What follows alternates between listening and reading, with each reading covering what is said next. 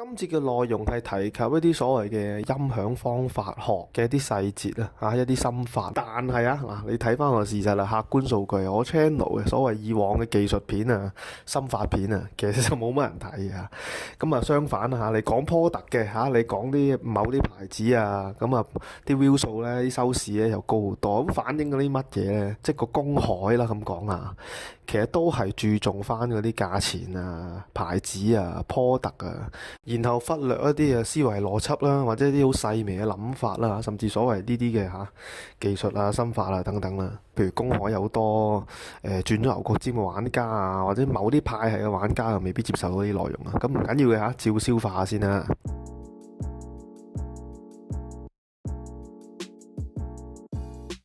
呢個世界每一個興趣，甚至係每一個範疇入邊咧，都有佢哲學嘅部分，你係要諗清楚嘅。如果你唔諗咧，你冇一個正確嘅哲學方向咧，冇一個正確嘅哲學嘅思維嘅話咧，你係唔會做得好嘅嗰樣嘢。分歧最大嘅喺呢個音響界入邊，一個聽感派啊，一個理論派啊，係咪？咁點解有分歧啊？因為咧頭先其中一條題目我都問啦，喂，你有冇諗過即係個聽感同呢一個嘅理論數據係成反比，有機會某啲情況你要諗得通，你先至可以揀到一個適合你嘅一個派別去行你嘅音響之路啦。咁就係話，喂，究竟你聽歌係為乜呢？你聽歌係為咗好似交功課咁計啱條數啊？定還是唔係聽感派嘅？我玩音響係真係為咗我聽啲乜嘢，我要知道自己聽緊啲乜咯。我要知道我淨係追求我聽出嚟嗰個結果係啱唔啱我，或者係 make 唔 make sense， 或者係所謂嘅最籠統嘅好聽定唔好聽呢？好關鍵嘅一個哲學層面嘅一個問題係大家一定要諗嘅就係，喂，究竟係咪科學數據科學理論係無敵嘅存在呢？係咪一個真理嚟嘅呢個問題？或者喺呢個世界好多人咧喺科學面前係選擇跪低嘅。大家要先了解乜嘢係科學先啊！喂，好老生常談，因為科學我中學我第一堂已經學咩係科學啦。阿 Sir 就係話科學係為咗推翻舊有嘅科學啦，將來如果有進步嘅話，一定係會推翻咗而家嘅科學啦。咁即係話，喂，你而家嘅科學係可以被推翻嘅。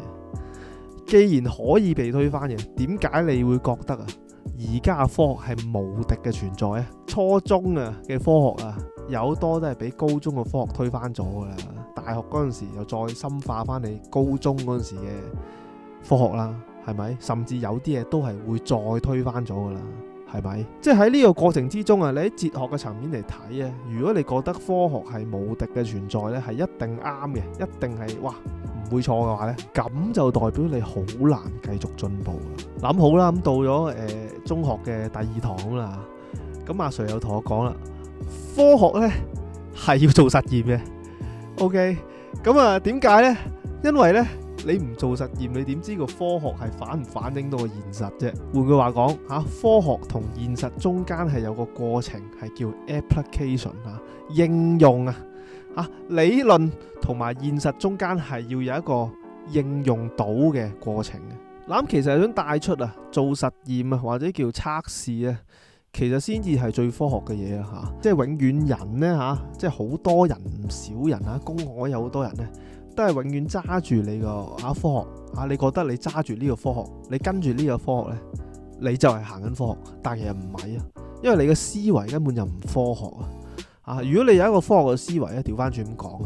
你就應該去測試，不停測試，試下呢個科學啱唔啱，試下呢個理論啱唔啱，試下呢個理論之下佢嗰個結果出到嚟，你聽到啲乜嘢你有啲咩好咗，有啲咩唔好你係全部應該係要咁樣嘅一個過程，成個過程整體先至叫係真正嘅科學即係本身科學理論呢係冇錯嘅，係真係科學嚟嘅。不過用嗰個人冇科學思維即係喺佢個科學嘅整體入邊咧，缺少咗測試呢樣嘢咧咁已經唔係科學嚟噶。咁你會睇到呢個所謂自己手握住科學嘅玩家咧，佢係會進步唔到，佢會不停咁樣瀨嘢，佢會不停咁樣出錯即係等於你用呢包薯片嘅數據嚟說服我，喺我未食呢包薯片之前，我要覺得呢包薯片好好食，或者調翻轉，當我食完呢包薯片之後，我覺得好好食啦。但係你反而係要用翻呢包薯片嘅數據話俾我聽，呢包薯片唔得喎，呢包薯片唔掂喎。點解係個數據或者客觀科學理論去主宰咗我嗰個主觀感覺嘅咧？點解我唔係從一個好直接嘅主觀感覺去判斷我中唔中意或者好唔好聽等等咧？喂，點解係會咁間接？我係要透過一個科學，透過一個數據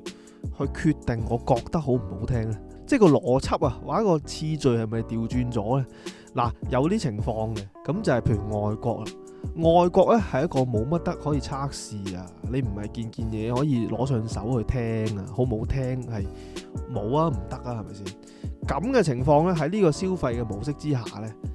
咁我就真係要睇好多數據啊，睇下呢件嘢我有啲咩 information 可以得到嘅然後我再分析下，或者去嘗試去透過呢樣嘢去估下呢樣嘢得唔得啦？咁冇辦法，有個地緣嘅問題喺度，咁冇辦法嘅。但係香港冇呢個地緣問題啊嘛，你喺旺角係一個好細嘅範圍啊，你喺度兜一個圈呢，其實已經可以試到呢個世界各地都幾多嘅品牌又好，唔係品牌又好嘅產品你又可以有呢個優勢。香港玩家係有呢個優勢啊，比外國嘅話係咪？咁但係香港嘅玩家有另一個問題，咁當然就係時間啊、心機個思維上即係多唔多人係迷信科學嘅，或者多唔多人係被洗腦啦，被某啲嘢洗腦咁樣去影響咗佢哋玩音響嘅嗰個習性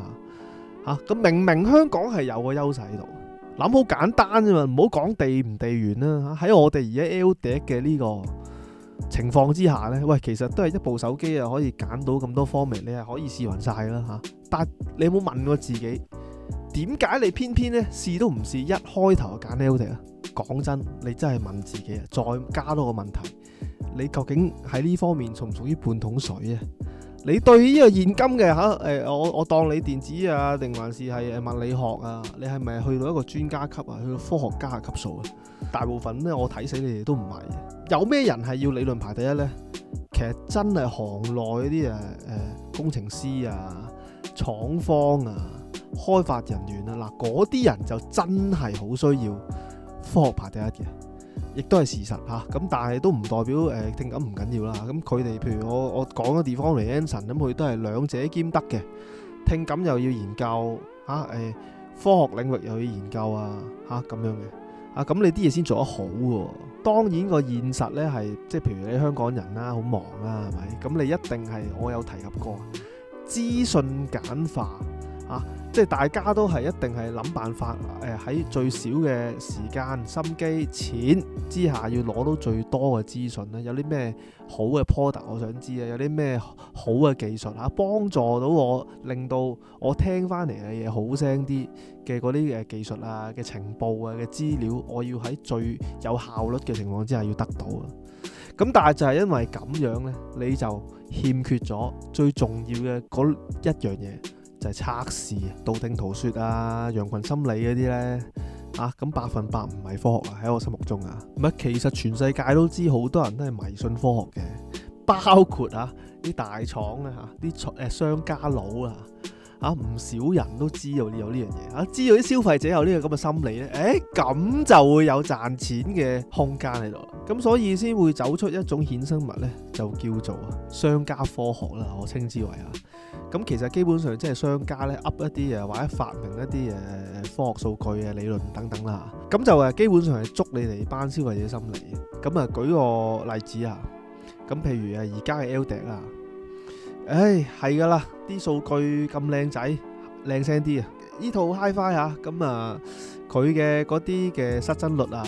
哇好靚仔做到，好聲噶啦，賣貴啲掂哇啲4.4嗰啲平衡輸出咧一定好過非平衡嘅3.5嘅，任何情況都係，去啦，去買啦你哋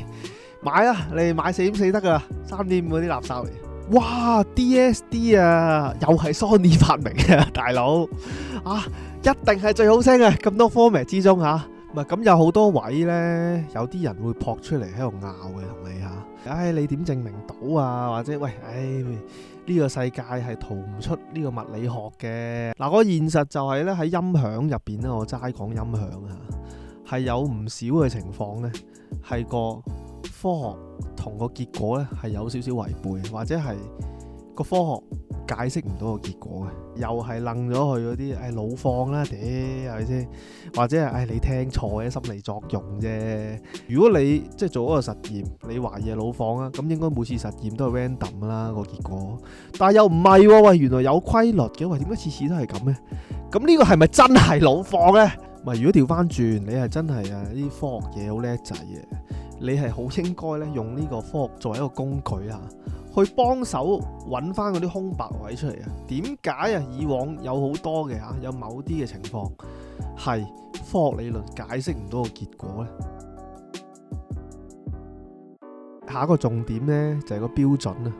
啊！我都提過好多次以上咁個 sound quality 咩叫好聲，咩叫唔好聲，嗰個龍門個龍門擺喺邊嘅呢？喂，究竟有冇標準嘅呢？嗱，公海最興講係冇標準嘅。音響嘢冇標準藝術嘢邊有㗎？主觀 feel good 嘅啫嘛，主觀我覺得好，我咪啱我咯，咪就係咁簡單咋。即係一個興趣或者一個範疇冇標準冇規則咧，冇一個框架嘅話咧，咁即係代表亂吹得咯咁即係好大機會。如果公海人咁講咧，嗰個係咪打手嚟啊？打手咪亂咁吹咯。打手咪係即係吹到件垃圾上天咯。喂，唔係嗱，搞清楚人係有選擇權嘅，始終都係真係有呢個自由喺度。咁但係我個問題，我帶俾我觀眾就係話，你選擇做邊一種嘅消費者你要選擇做一個係有標準嘅，係知道自己聽緊乜嘢，揾緊乜嘢嘅一個消費者啊，定還是你係要做一個我係神經都亂嚟噶啦我係你懟埋嚟可能我價錢高我啱噶啦，你懟埋嚟總之撞彩百貨撞百，你係選擇做邊一種玩家先？你要睇一個有標準嘅一個評測人員去分析俾你聽定還是你要去聽一個咁當然標準呢其實人人都可以係唔同嘅，但係你要進步你就要堅守住自己嘅標準，而且你係要需要去不停咁樣改善自己嘅標準個框架一個 make sense 嘅標準呢，越 make sense 越係有解釋能力嘅標準呢，咁就係一個越可以推動到你進步嘅一樣嘢咯。嗱，又引申到第五個重點咧，就係你嘅聽力啊。咁而家聽力呢樣嘢咧，亦都解決到，譬如你話咩腦唔腦放心唔心理作用呢樣嘢啦。你已經係分到每一個聲係有啲咩規律，你做每一樣嘢唔同嘅嘢係有唔同嘅規律俾你發現到。你去到呢個 level 嘅話咧，你就唔使再存在咩腦唔腦放嘅問題，你唔使再喺度理喂係咪心理作用。係咪？咁嗱，但係調翻轉啦。咁當你係理論派嘅，咁你有機會係計錯數啦你有機會係睇錯數據啦你有機會遇到商家科學啦，你亦都有好多嘅情況，你會遇到理論解釋唔到個現實嘅呢個問題唔係咁，你係理論派，但係你係冇聽力嘅話呢咁你係無敵嘅，因為你講乜你都係齋講理論你完全聽唔到，你分唔到嘛，因為真係最無敵嘅，咁梗係又有聽力，然後你又有理論底，有冇啲理論係我啱用套得翻入去我聽嘅嘢呢？喂，呢個先係我覺得一個，即係我當係一個理論係一個工具唔係一個信仰唔係一個規條唔係一個框架框住我，或者去說服我嘅聽感係咪有問題呢？係咪我有幻覺呢？高手界講嗰句金句即係當一個玩家個發燒友佢對自己嘅聽覺聽感有質疑嘅話呢，呢個玩家呢個發燒友係應該退燒啦，你唔應該再玩音響啦。咁但係呢一句金句背後呢，你都係要需要建立一個